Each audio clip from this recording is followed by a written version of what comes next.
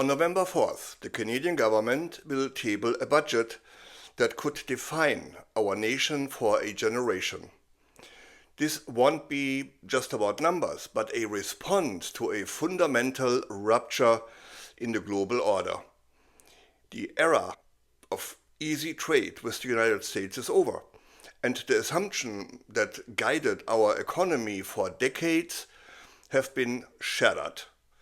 Mark Carney's yesterday's pre-budget speech wasn't just a preview. It was a declaration of a new Canadian economic strategy.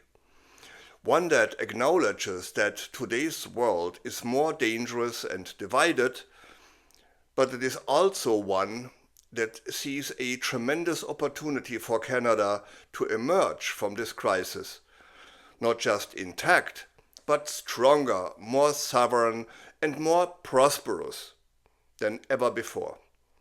Mark Carney truly delivered an amazing speech, a profound speech. And this right here is an important moment that leads into his speech. Take a listen. The world is more dangerous and divided. The U.S., as we all know, has fundamentally changed its approach to trade. It's raising its tariffs to levels last seen during the Great Depression.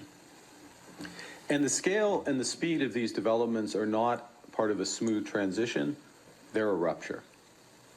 And they mean that our economic strategy needs to change dramatically. And they mean as well, even though we both lived through I lived through times of immense change, your future will not be the same as my past. Because my time as a student was marked by events of a similar magnitude, but in a very different direction. When I was your age, the Berlin Wall fell, leading to a long period of liberalization of the movement of goods, capital, and people, leading to a peace dividend. So, because of these advantages, over decades our economy grew steadily more integrated with the United States through the Free Trade Agreement of the 1980s, the NAFTA Accord of the 1990s, and eventually USMCA agreement signed in 2018. Canada's trade increased by over 400% during that period, and our economy doubled in size. But this process, this decades-long process of an ever closer economic relationship with the United States, is now over. And as a consequence, many of our former strengths as a country, former strengths more particularly as our economy, strengths based on close ties to America, have become our vulnerabilities. And as a result of that, the jobs of workers in our industries most affected by the U.S. tariffs in autos and steel and lumber are under threat. And our businesses are holding back investments restrained by the pall of uncertainty that's hanging over all of us. Our relationship with the United States will never again be the same as it was, even though in this new world of protectionism, we have the best trade deal of any other country, and we're working to make it even better still. Let's be blunt. For decades, our prosperity was built on a simple formula: deep integration with the United States. Between 1980 and 2020, our trade increased by over 400%, and our economy doubled in size. The US trade was our engine, our comfort zone. But as Carney stated, that decades-long process is now over. What once was our greatest strength has become our primary vulnerability. The US tariffs on our auto, steel, and lumber aren't just negotiating tactics. They are part of a fundamental change in Trump's American policy. Trade with the US is now cost prohibitive in its uncertainty. This is the core lesson we have learned over the past 9 months. We can no longer rely on just one foreign partner. This rupture has exposed the Achilles heel of our Canadian economic model, happening at a time when Canadians are already grappling with inflation and high cost of living. The pressure is real, and the budget must address this head on. Here, Mark Carney addresses the key lessons we Canadians have learned over the past 9.5 months. Yes, I know, it feels like it was 9.5 years, but no, only 9.5 months. And the US is in the toilet, and Canada gets the stink. Let's play the clip.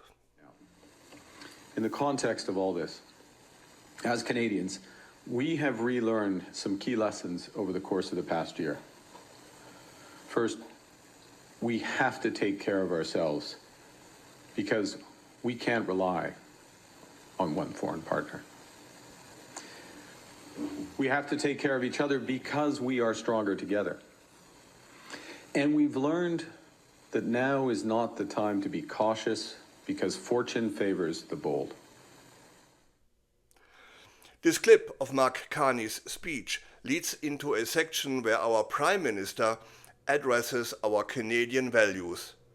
Check it out. Our government has the fiscal capacity to act decisively, and we must draw on these strengths now.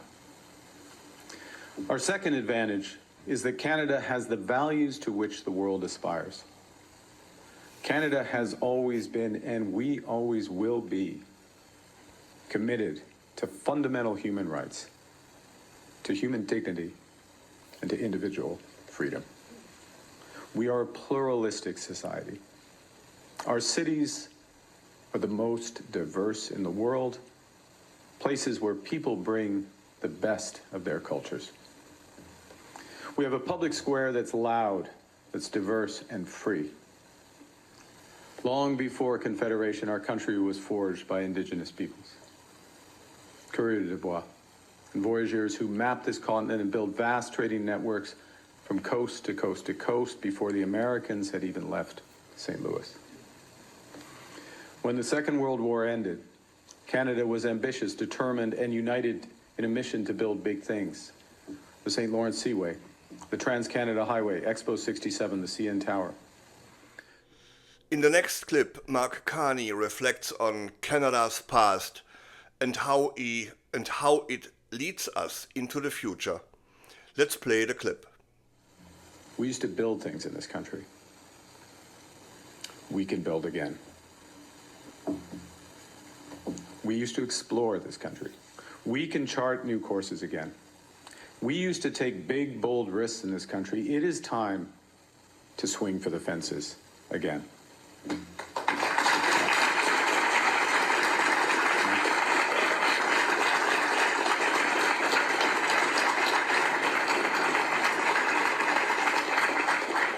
We learned a little lesson about swinging for the fences a couple nights ago, as I recall. And this is what the upcoming budget will be about. Building, taking control, and winning.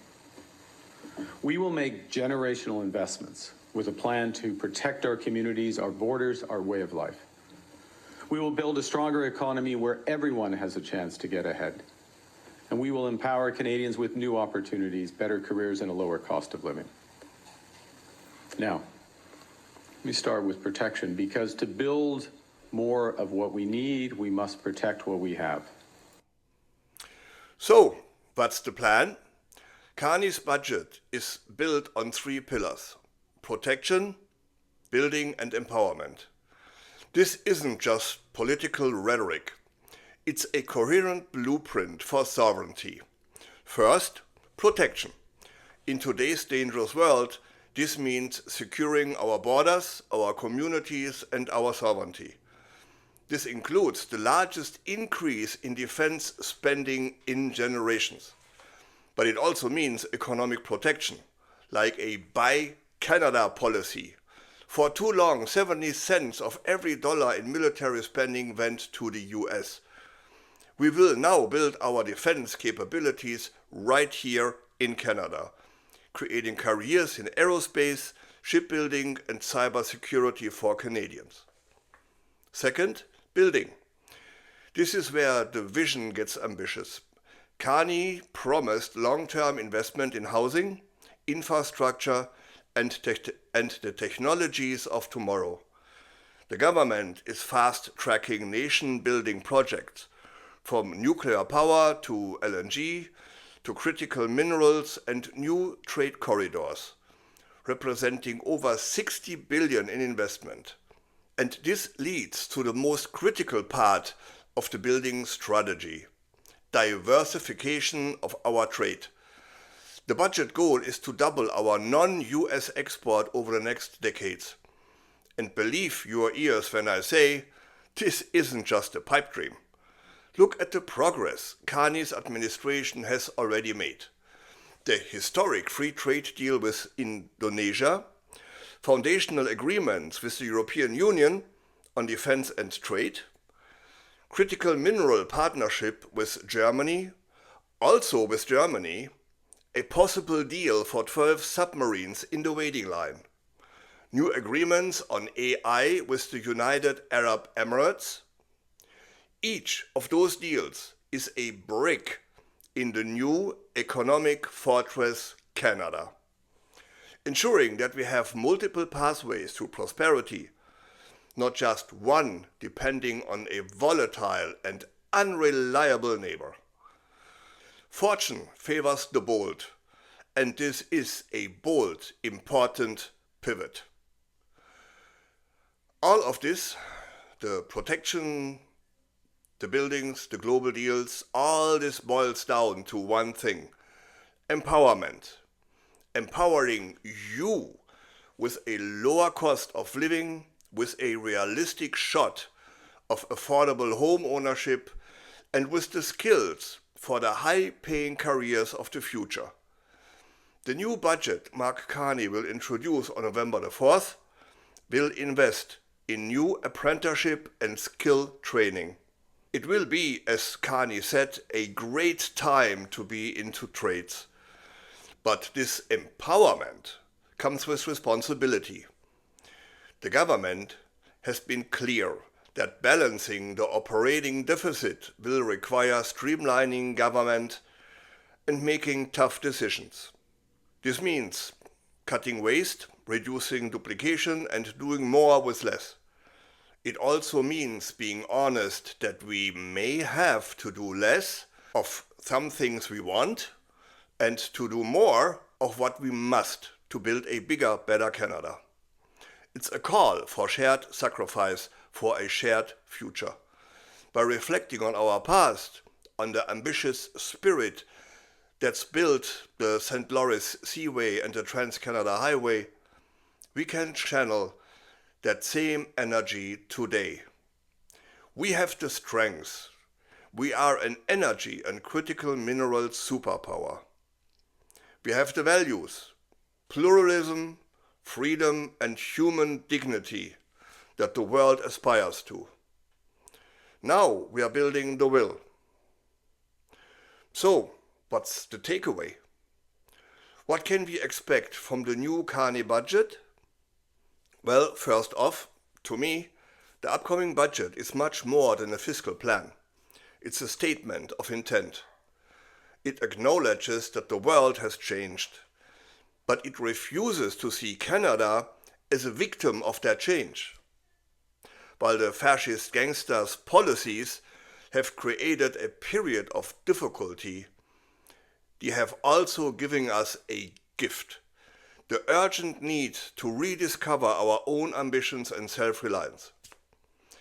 By diversifying our trade, investing in our own infrastructure, and betting on our own people, we are not just surviving this crisis, but we're using it as a launching pad. The road ahead won't be easy. It will require grit, innovations, and a collective commitment to a long-term vision. But the message from this government is clear. We will not be stifled. We will swing for the fences instead. We will bet on Canada, and in doing so, we will build an economy that is stronger, more resilient, and truly our own. Carney's speech addressed all Canadians. Do you believe it's the right path? What would you be willing to let go of for a more sovereign future? Let me know your thoughts in the comments below. If you believe in a Canada that controls its own destiny, then please like this video, subscribe to the channel, and hit the bell for more in-depth analysis. It's free, but still helps the channel a lot. Thanks for watching. Till next time. I'm Wilfried Lemkuler from Europe Curious.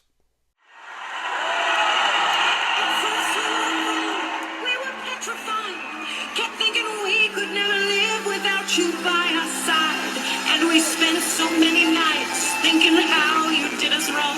Now we've banded all together. Your tariff made us strong, and so you know